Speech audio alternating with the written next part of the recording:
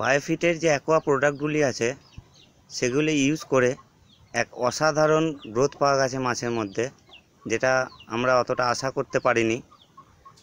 কারণ অন্যান্য খাবার ইউজ করে এত তাড়াতাড়ি এত ভালো গ্রোথ পাওয়া যায় না।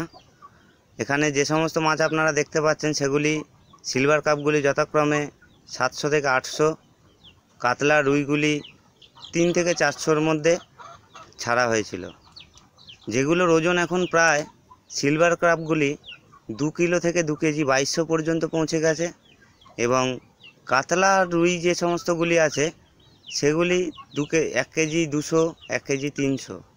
তো দুর্দান্ত গ্রোথ। যারা নেট সার্ফের এই প্রোডাক্টটি ব্যবহার করছেন তারা আশা করি তাদের পুকুরে মাছের গ্রোথ দেখতে পাচ্ছেন। তো শুধুমাত্র সর্ষে খোল ও বাদাম খোল খাইয়ে যে এভাবে চাষ করা যায় সেটা একমাত্র বায়োফিটের যে নিউট্রিশন যে সাপ্লিমেন্টগুলো আছে মাছেদের জন্য অ্যাকোয়া,